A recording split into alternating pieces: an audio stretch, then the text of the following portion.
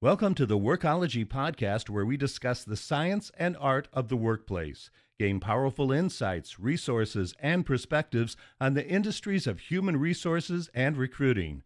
Join your host, Jessica Miller-Merrill, chief blogger of bloggingforjobs.com, for a 45-minute in-depth and no-holds-barred look into the future of our most powerful business asset, the employee. And now, here's your host, Jessica, with this episode of Workology. Welcome to the Workology podcast. It's great to have you on our podcast as part of the Blogging for Jobs and Recruiters Lounge blog family. The HR technology industry is a hot one. It's one that I'm really passionate about, and it is estimated to eclipse $15 billion this year. In this episode, I'm talking with three of the most influential and informed analysts and professionals in the HR technology industry who will be sharing their 2015 predictions with us today. Today's first guest is part of our special Predictions 2015 in HR Technology podcast is Bill Kutik. He's an HR technology columnist for Human Resource Executive magazine for the last 25 years. He's also famous as the father of the HR Technology Conference and its corresponding LinkedIn group, which is extremely active and very informative. I suggest that you check it out. We'll put a link in with the published podcast version. He's also the host of the Bill Kutik radio show, and for nearly 7 years, he's also moderated 102 panels on stage and online since 1995. I'm happy and excited to welcome Bill Kutik to the Workology podcast. Welcome, Bill. Well, Jessica, I'm thrilled to be here, and the only thing I would add to that fulsome introduction is that I've been self-employed during all that time. I mean, everything you mentioned was a project for me, and I was no one's employee. So I'm sort of proud of that, actually, and I feel like I've predicted the future of work and lived it in advance. Absolutely. That's another podcast conversation, right? It's the contingent workforce altogether. Absolutely. Big and growing. Yes. So much good information. Well, the topic today is predictions in HR technology for 2015. And I wanted to ask you, what are areas of HR tech that have your attention right now? I have to say recruiting. And recruiting has had my attention for 25 years. I was present at the birth of the first recruiting automation systems, which some of your listeners may remember as ResumeX, and more recently called ResTrack or WebHire. It was originally called MicroTrack. And frankly, since that time, the recruiting industry has grabbed me by the throat because it is constantly the source of the most innovation and new thinking in all areas of HR technology. So I'm always captivated by recruiting automation in one form or another. And what's going on right now, for instance, is we have two brand new talent acquisition suites. And I think most of your listeners know that the ATS is a swear word now, and everybody wants the stuff that goes in front of the ATS now, the candidate relationship management, the social sourcing, and all the rest. So vendors are wisely saying, hey, we're not just an ATS, we have the full suite of talent acquisition applications. So the first one is from someone who participated in the first wave, a lovely woman named Diane Smith, who was the CEO of Virtual Edge, which during its time was always talked in the same breath as Taleo, Brass Ring, Verve, until it was acquired by Taleo, PeopleClick. But it unfortunately got acquired by ADP before it really peaked, and they haven't really invested in it the way they should have. Anyway, her non-compete is over, and so she has a new talent acquisition suite that's just coming out now called Great People. That's GR with the number 8, to get the domain name. And then there's the second one coming from, really leading edge vendor Guild, which your listeners may know as part of the triumvirate of Guild, Entello, and TalentBin. TalentBin's been acquired by Monster, of guys who are out there going beyond LinkedIn and searching for information about people on all sorts of social networks and basically putting together their own profiles of people. And Guild, I just spoke to them a couple of days ago, Guild has something like, something ridiculous, like 80 million profiles of people that are exclusive to them.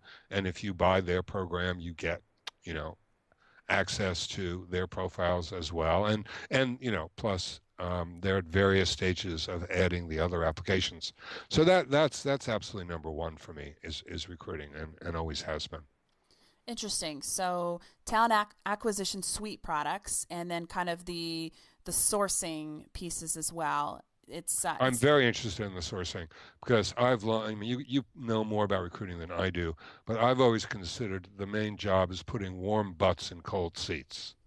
So it's all, to me, my mind, it's always been all about sourcing. Sure, it's about relationship building and it's about selling the company to good candidates, but in the end, it's warm butts and cold seats, I think. I, I agree with you to some extent. I think we want to have the most qualified butts, warm butts in the Yes. seats, right? And that's the challenge, particularly that maybe a guild might solve in the very competitive technical recruiting and hiring, Silicon Valley type company Well, that's industry. that's that's the thing. They claim they're going beyond that now, and that's the only reason I'm paying attention. When they wanted to be in the awesome new technologies at HR Tech the last year, I did it in 2013. I said, guys, there are only three industry verticals that want A+ software engineers: software companies, the intelligence community, and Wall Street, right? Wall Street will pay $1 billion for a nanosecond advantage in trading or in their computer programs.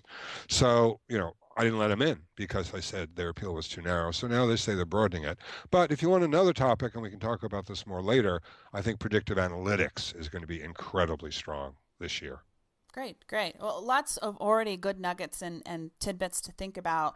I want to switch over to your column over on Human Resources Executive Magazine. You recently wrote on small business offerings for HR Tech, and you spoke about Zenefits. For those of you that don't know, Zenefits just got a ton of cash, and they're really targeting the benefits sort of automation technology market.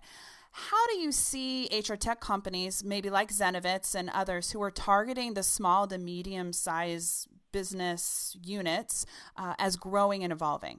It all depends on what you mean by small to medium because people define that wildly different.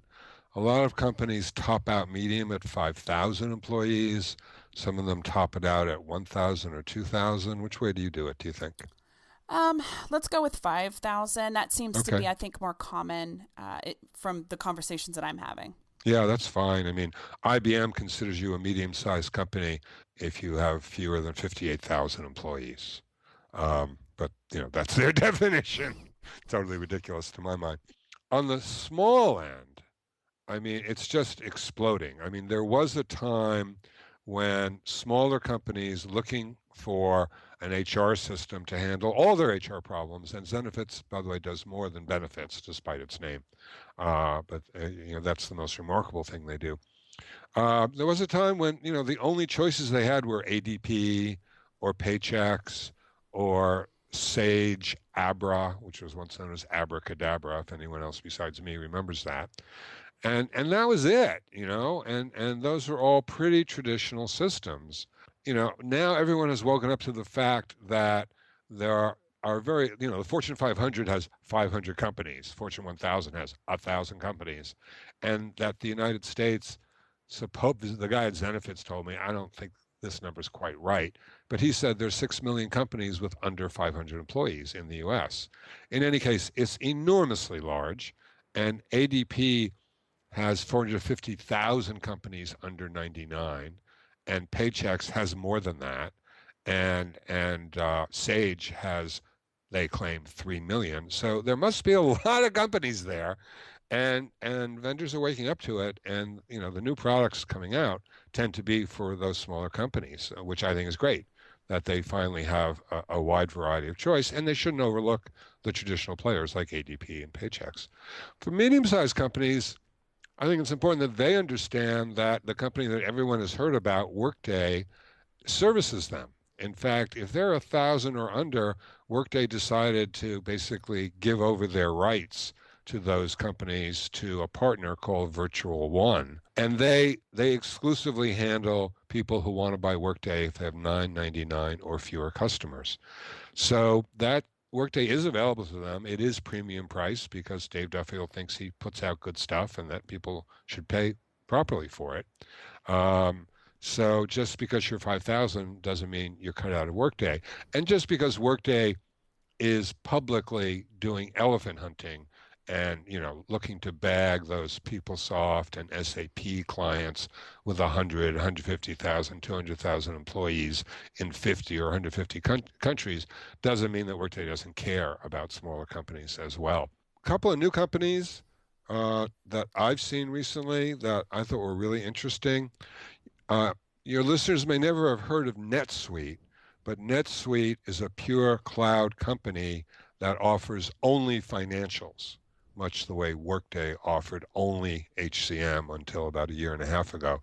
And they're publicly traded, and they're incredibly popular, and their stock has just zoomed recently, and they have tons of clients in financials. Well, as the night follows the day, just as Workday is now offering financials itself, NetSuite is now offering HR, and they bought a company called Tribe HR, which was a very good startup by itself, and now will probably be better that they have NetSuite money to build out their product. But I just saw a demo of that, and I thought that was pretty nicely done and very appropriate for smaller companies. And then on the Salesforce.com side, listeners may remember they bought Ripple a couple of years back, and they were making noises about building out a full HR suite. Well, they decided not to do that. And one of their partners on there already, much like NetSuite, called Force Financial, which only sold financial software, bought a Salesforce platform company called Vantage HR and is now selling both. So those are two new companies that I've seen very recently that are worth taking a look at if your company is smaller. Awesome. Great suggestions and a lot of knowledge. Just for folks who are tuning in, if all these acquisitions and mergers and crazy stuff confuses you, I have a relatively extensive list of mergers, fundings, and acquisitions that date back from 2005 to present on Blogging for Jobs. So if you just go to the right-hand sidebar and just put HR acquisitions, you should be connected to that particular blog post. And it's being updated continuously as more things are transpiring. It feels like every single day. You talked about Cornerstone On Demand acquisition of Evolve in another column from the HR Executive magazine, which we'll link to here. And for those of you who aren't aware, Evolve is a machine learning technology, and that concept is relatively new for practitioners in HR tech. How do you suggest that practitioners and HR leaders keep up with the many changes and advancements happening in HR technology? It seems to be becoming more fast and furious than ever before. It is more fast and furious, and I truly despair for them. There's a group of people in the IT world called industry analysts, and some of the well-known firm names are Gartner, Forrester, IDC. Smaller names, Constellation, Bersin by Deloitte. These exist because the computer industry is so complicated and so fast changing that if you have a regular day job, you just don't have the time to keep up on everything that's going on. And these analysts, do that. They get paid to do that full time. And I do that full time. And even though no one officially calls me an analyst and I'm a columnist for the magazine and I'm a host on my radio show, I try to have an analyst level knowledge of what's going on. So I'll tell you frankly, and since I don't profit from it anymore, it's not self-promotion.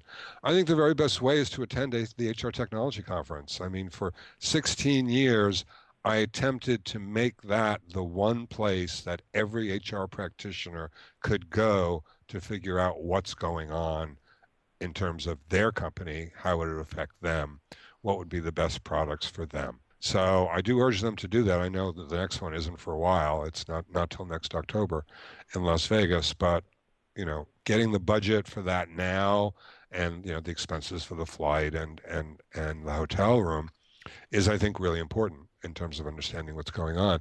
In my column and on my radio show, I very long ago realized that the most value I could add because so many people are writing about the products, which I do too, is to help explain how the software industry works to practitioners who maybe buy from it once every year or 3 years or 5 years or even 10 years.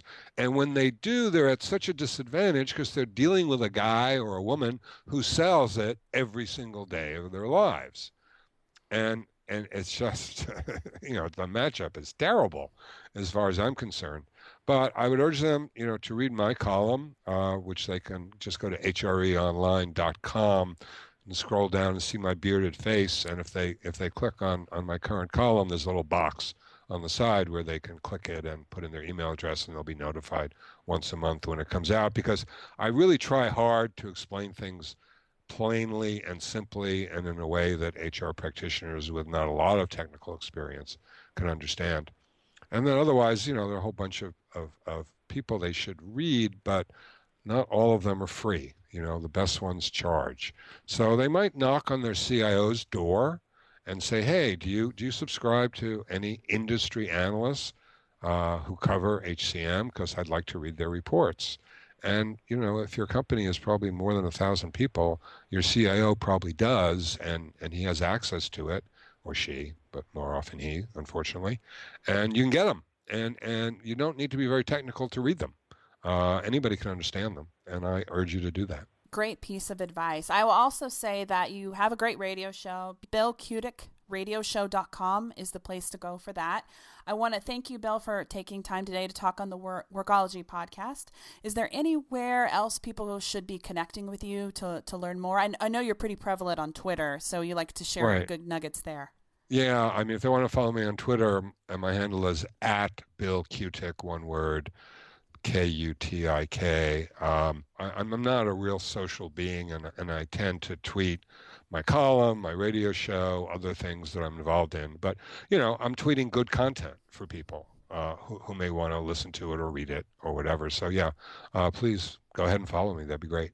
Awesome. Well, thanks, Bill, for taking the time. And stay tuned here. Just in a moment, we're going to go to our second interview as part of our 2015 HR Technology Predictions podcast. Thanks for tuning in. Thank you.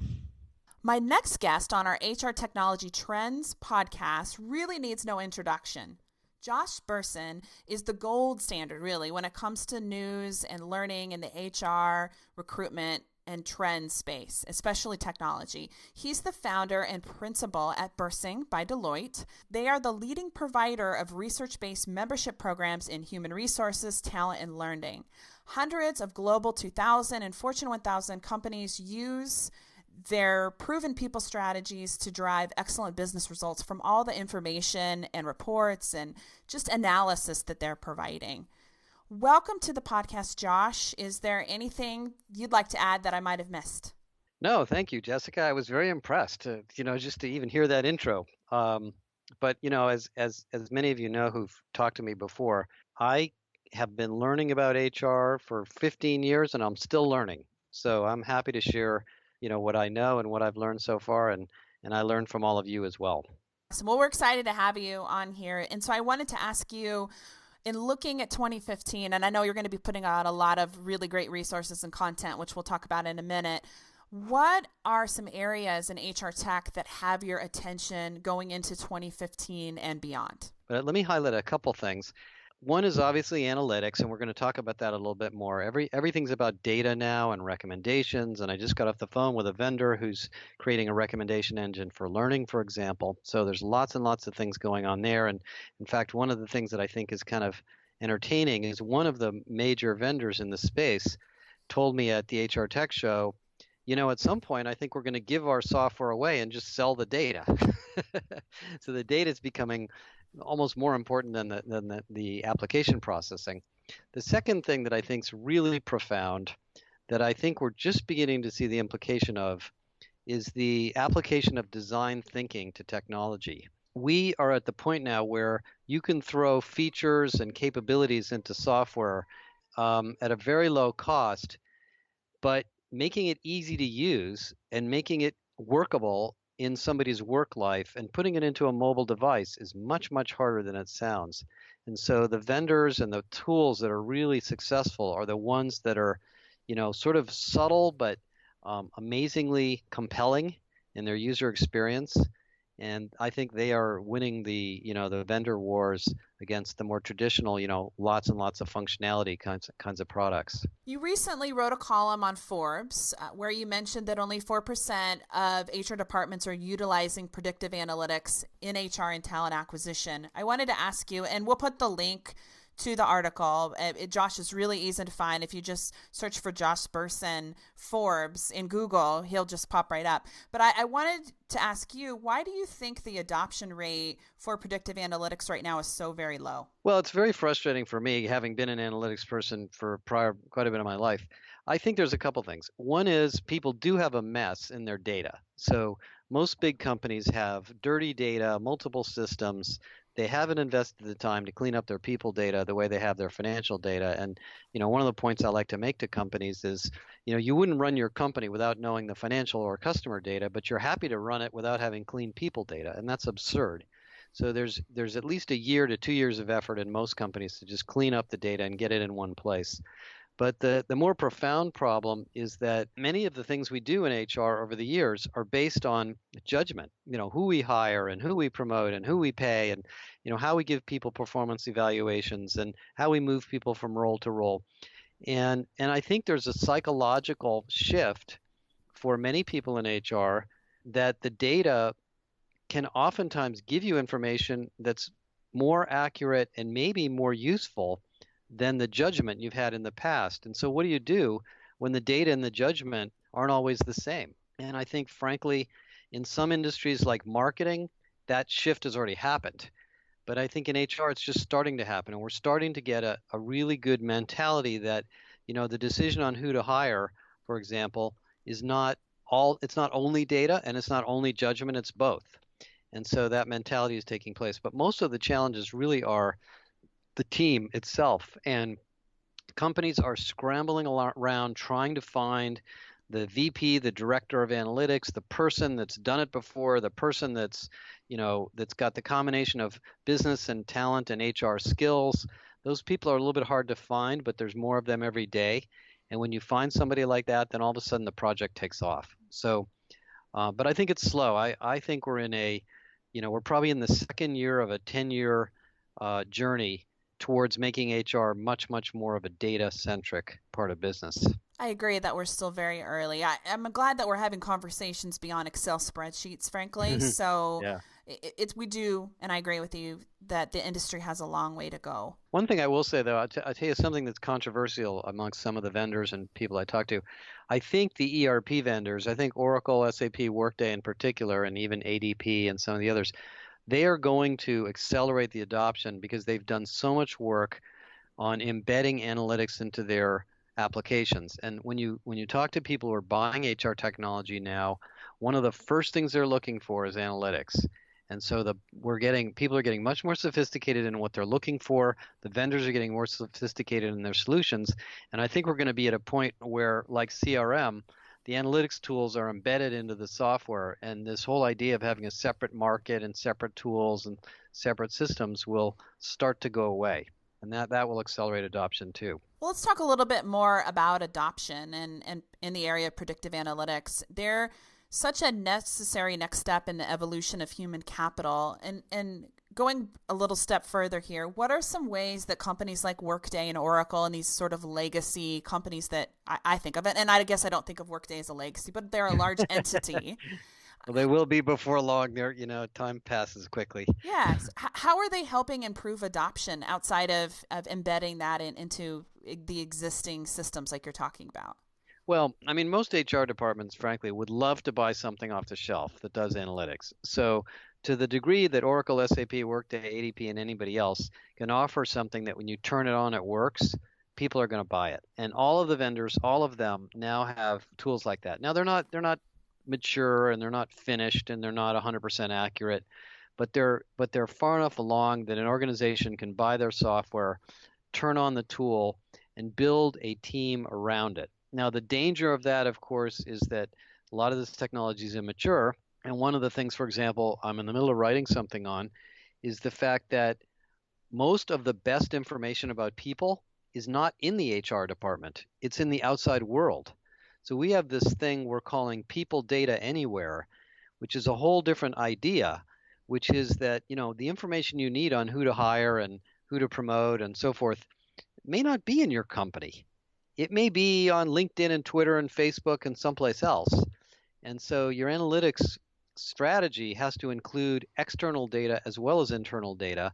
And I don't think the ERP vendors are as excited or involved in that yet. They will be. So I would say it's early, but that's the best way to get engaged. And the other thing we tell people, and most of our research bears this out, is pick a problem. Pick one thing. Sales productivity, turnover, retention is a big one. Quality of hire, quality of source, who to promote into the next level of leadership. Pick one problem, work on that for 3 to 6 months, get the data cleaned up so you can answer that problem in a credible way, and you will become successful and get more funding in your own company. Just building an analytics platform is not enough. You really have to be very business oriented in this particular market right now. Are there any companies or trends that have your attention for 2015? I'll tell you something I'm really excited about. It's a little bit analytics, but it's actually not. So last year I led or co-led with a couple other people, the Deloitte Human Capital Trends Research, which is a massive, massive study around the world. And we're just getting the data back from this year's. And more than 3,000 companies responded to this. It's enormous. And one of the problems that comes up very, very high, the number one issue that companies have is leadership and the development of their leadership pipeline. But right behind it, only off by 1 or 2 points, is engagement and culture. Everybody's concerned about that right now. And there's a whole bunch of reasons for it. The workplace has changed. The demographics of the workplace has changed. The way people manage their careers have changed. Many, many things. So I think one of the most exciting things going on is the emergence of real-time employee engagement and employee sentiment analysis tools. Now, I was never very excited about the engagement industry when we studied it a few years ago. I thought it was kind of old-fashioned, but now it's reinventing itself. And so there's a bunch of new technologies, mostly from small vendors, that allow you to get continuous, meaningful feedback from people about what their life is like in your company. Information about their work, information about their jobs, information about their manager, and whatever they want to say. And some of them are very open-minded. Now, today they're often called pulse surveys, but they're going to get much more dynamic than that. And I think we're going to reach a world where we have what I would call the quantified employees, what I really call it, where people are, freely sharing information about their work life, just like they are about their personal life. And that information is being used to improve a company's operations, not just, to monitor people. And I think that's an enormous trend that's going to really pick up over the next year or two, this real-time employee engagement monitoring. I love it. And I think that the real time is key, right? Because you can't afford to wait 6 months or 3 months for the annual survey data to come out, which is really old and cold. Well, and it's not even accurate. So let me give you one very specific example. So there's a European company that has a manufacturing plant in Texas, and they noticed that the turnover in that plant was very high, and they were losing a lot of people, 1 year. So, of course, the engagement survey is meaningless because the engagement survey was 9 months ago. So they sent an HR exec over. She spent a bunch of time at the plant, interviewed a bunch of people, and she found out that the head of finance for that group had cut the budget for milk in the cafeteria and done away with the cream at the coffee machines and used artificial creamer. And people got upset and pissed off and were talking to each other, and it turned into a big discussion about whether management cares about people and blah, blah. It just sort of went out of control.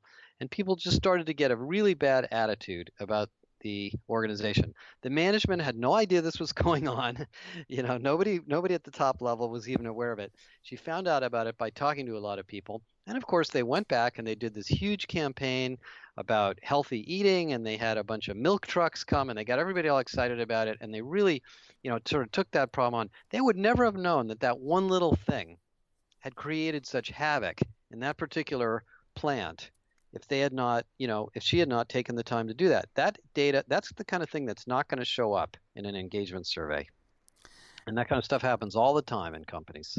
I'm certain that every practitioner that's listening to this right now, including myself, are shaking their head because Yeah. that kind of stuff, it really sets off a chain reaction. So Yeah. I think it's going to be great to see how the technology evolves to be able, you said pulse survey. I like that. That's the sort of the common term for it. I really think it needs a better word. It's something like real-time feedback analysis or real-time sentiment analysis. I don't know what it's going to end up, where it's going to go, but that's really where I think we're going sooner, pretty quickly too, the way these tools are rolling out. Yeah, everything is moving so fast these days, and good for us, right? It keeps us busy talking to companies and practitioners about how things are changing. Right. As I mentioned, Josh writes a lot of great content, whether it's on Bersin by Deloitte's blog, Forbes, or even LinkedIn Publisher. You can also follow Josh on Twitter at Josh_Bersin. And he is extremely active on the Twitters. I wanted to ask you, Josh, how do you come up with inspiration and topics to keep writing about on all these different channels?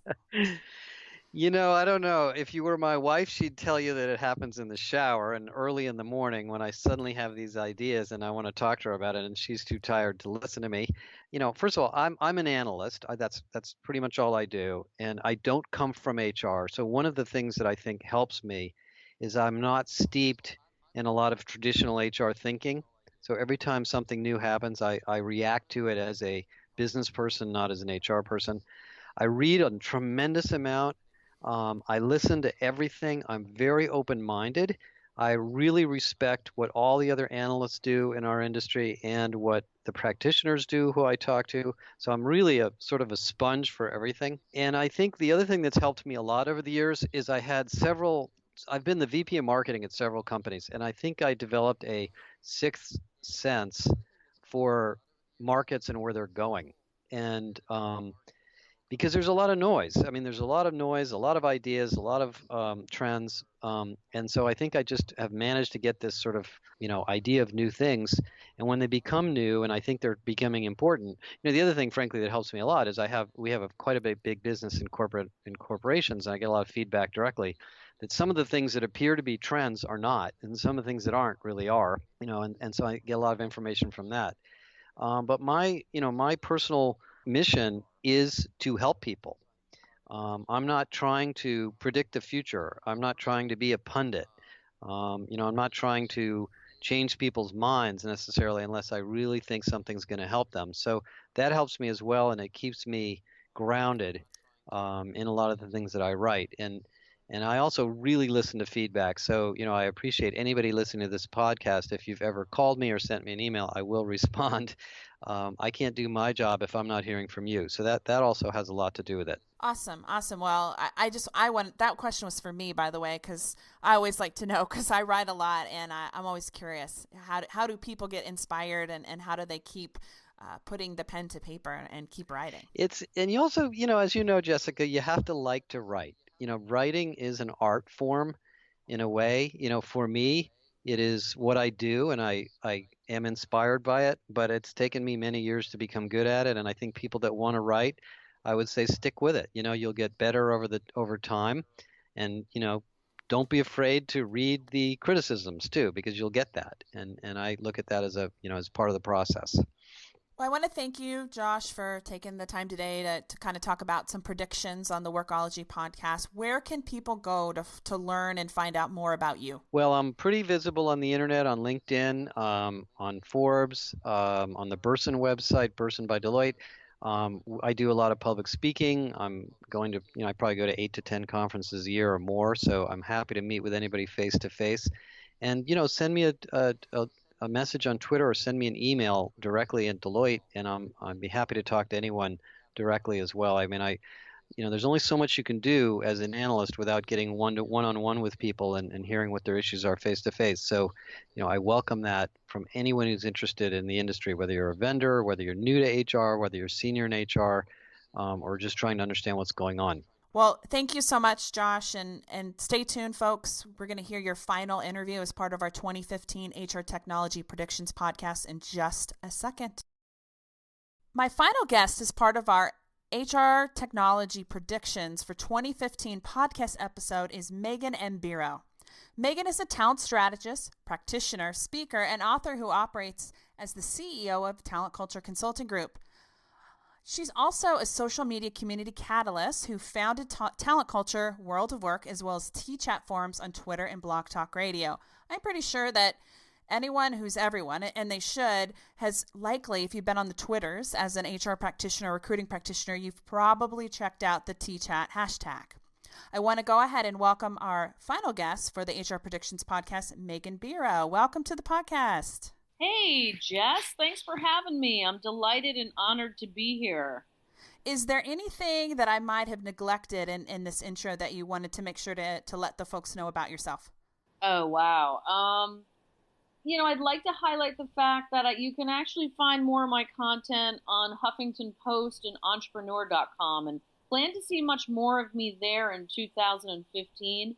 I want the world at large and the world of work to know that it's about time. I'm actually embarking on my very first book. So lots of research happening and conversations. And, I know we're going to be months and months away from me, being able to present anything, but I'm really excited about that, Jess. So I think 2015 is going to be a really exciting one on so many levels and fronts. So, well, let's get straight to HR tech predictions.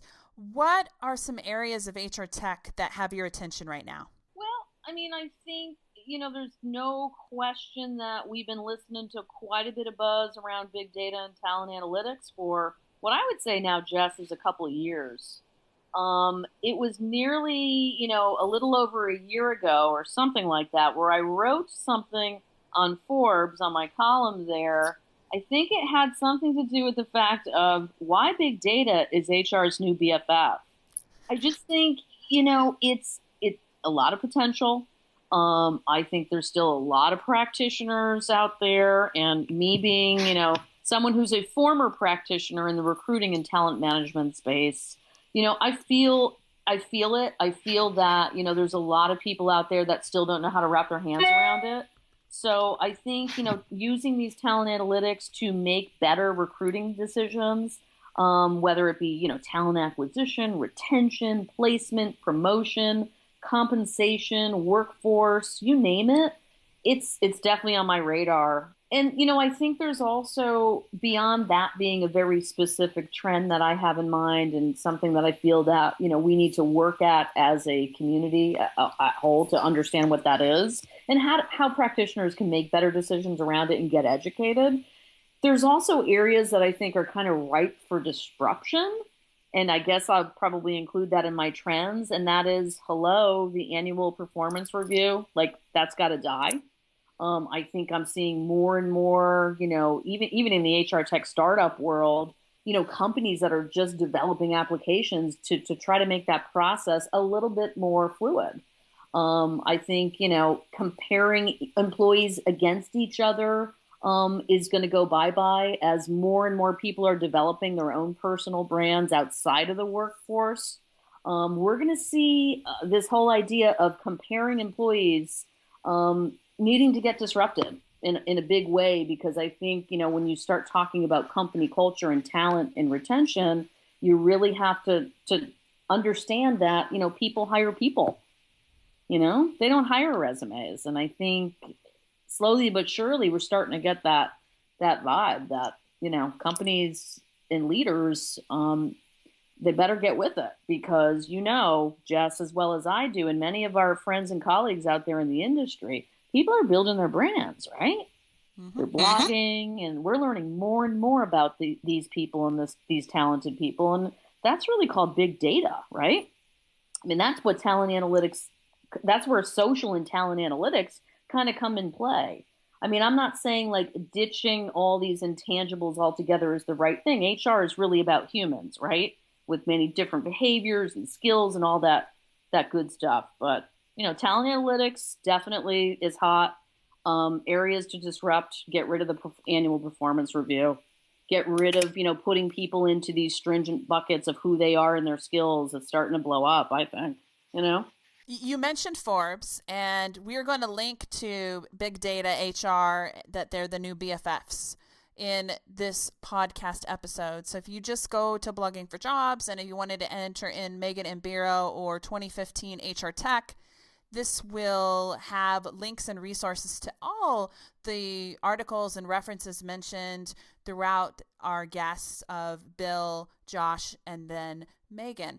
And so you mentioned Forbes, but you also write for your own site, TalentCulture, and Meghan also has a very active Twitter account at Meghan M. Biro. It's MEGHANM Biro, BIRO. Meghan is a Twitterati. She's an active Twitterer like me. She is, it seems like they're on the Twitters all the time. Do you have any tips or recommendations for maybe people who are just starting out on Twitter? You know, what I would say is if you can find a handle that is actually your name, go for it. I think middle initials count and are pretty cool. I'm way into it for my personal brand. You know, if you can get your name, number one, go snag it. Number two, you know, if you're somebody who's creating content, get out there, you know, share your thoughts. My gosh, I'm not going to be one to say don't hashtag, because my friends and colleagues out there know I'm a little hashtag crazy once in a while. I even make up and invent hashtags. So, you know, use hashtags, you know, be yourself. I think when I first got on Twitter years back, I didn't know, you know, it was so new. And I really struggled I would say the first year on Twitter to really open up and really truly be true to myself and my brand. And, you know, that's when it started really flowing for me. I've always been a Twitter advocate. You know, I founded one of the largest online Twitter chats in the world of work called T-Chat. And that actually happens every Wednesday from 7 to 8 p.m. Eastern time. And, you know, we're 4 years into it, and we're hoping for another 4 years. So I hope all of your audience out there, Jess, will join us anytime, whether you want to be an active part of the chat or whether you want to just share great content like, you know, many friends and colleagues of ours have in the industry out there. Please do. I mean, it's a social learning channel and a way for brands to share their stories, personal brands and corporate brands alike. So I would say be yourself, have fun, meet new people. One of the things that you mentioned in a recent Forbes article that you've written, and it's titled "Be Bold: The Need for Speed in Today's Digital Talent Market." You talk about the need for speed, and you say companies that can quickly turn data into action will win the future.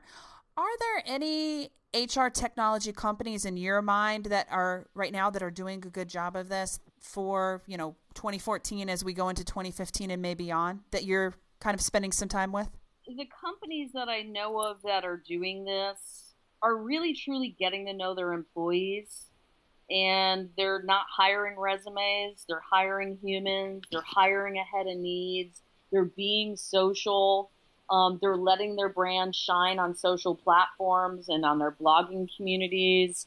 I know, you know, I've been working with IBM pretty closely over the past year, both on the social business side of the house and the smarter workforce team over there. And I want to give shout outs to IBM as a brand for really thinking outside the box when it comes to, you know, such a large global brand, you know, and they've really more and more seen that, you know, they've got to create an atmosphere where either their customers or partners or even their employees can feel free to create their own brands online. And they're supporters of many, many different live events and South by Southwest and lots of social events too, Jess, as you know. So, yeah, I think there's a lot of great brands. I mean, it's hard for me to really, you know, I think so many brands still struggle with, my feeling is if you don't have the building blocks as a company and you're not getting to know your employees and you're not coming up with a social media strategy for your employees to make them brand ambassadors, or you're not using tools like that on the recruiting side of the house,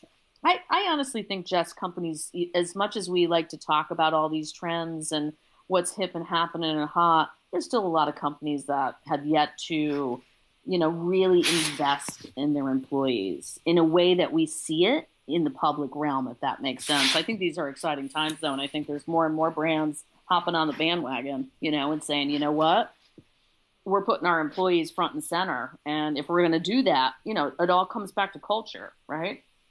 Agreed. It's not a hire. It's really about creating a culture of trust and, making some sort of an agreement with employees that says, I may be a baby boomer and you may be a millennial, but we're going to get together and we're going to cross mentor each other. There's a lot of that going on too. I know you read a lot of content on the internet, research reports, blogs, you name it. What is on your iPad or your reading list right now that you're really spending some time on or enjoying? Honestly, I'm so mired in creating my first book. I feel like I don't even have time, right? I have so much. I mean, what about blogging for jobs? I'm a big fan of your blog. I read up that, I love, I'm kind of a geek. So I read a lot of like HR analyst firm content and, oh boy, my interests are varied and wide, Jess. So I don't think I was prepared for that question. No, that was the curveball that we talked about before we went live. I mean, can I list like 50 blogs or what do we do? Oh, I just wondered if there was something that you're reading right now. Like I am reading right now, I'm doing an audiobook and I'm reading The Happiness Project, which isn't necessarily related to the workplace. Like it's a personal choice for me to read the book, but happy employees are productive employees, which is why I think The Happiness Project can translate to the workplace. Well, I think it can. Let's hope it's not wishful thinking, right? I mean, I'm actually reading Gone Girl. Oh, interesting. Okay. Certainly a good read. I mean, I think that I'm excited to. You remind me. I think I need to update my feed. You know what I mean? Agreed. Thanks, Jess. Well, what are some cool blogs I should be tuning into? I'm kind of an HR and tech geek and social geek. Well, now I'm being interviewed. This is interesting. I know, right? Yeah. So I have a nice cross-section of blogs that I read regularly in the industry, and I have a website that I created so I can organize and follow that stuff, and it's hrblogger.info, and it's kind of like an all-top style format where I can just read interesting content throughout HR and recruitment. I am really into technology review sites right now, and one of my favorites has nothing to do with HR and recruiting, but it's Chris Voss. He has a really great review site, and I'm interested in how he operates. He's getting ready for the Consumer Electronics Show, so I'm really watching him closely. He's one of my favorites at the moment. Very cool. You know what I'm getting into in a major way, and I think you'll appreciate this, is SEO as a topic. Meaning, how SEO is changing due to all the, search engine optimization changes, keywords, how people are actually finding data online or finding brands is really kind of fascinating to me, actually. We should have a podcast where we just talk about that in general, like have a follow-up interview, because I think that I've done a webinar on SEO for job postings, but and a lot of those things that you're talking about can translate over into both blogs, content. I mean, even your LinkedIn, you want to make sure that it's optimized for search.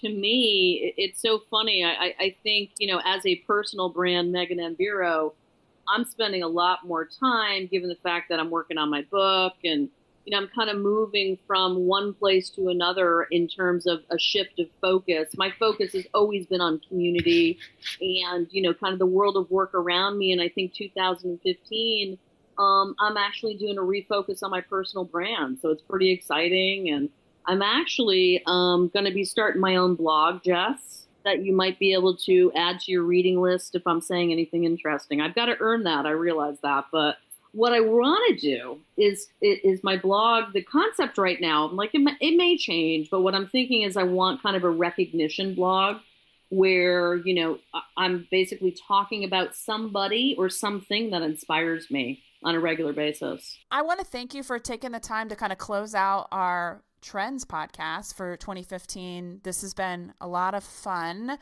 Where can people go to learn more about you and what you do? They can go to TalentCulture.com. They can find me on Forbes, Entrepreneur, Huffington Post. Google my name. Maybe that's a good place to start. Find me on LinkedIn. I am building my connections over there. and certainly on Twitter at Meghan and Biro on Twitter. And I can't wait to dive into 2015. I think in a lot of ways, the buzzwords and the trends that I've been sharing with everybody and blogging about.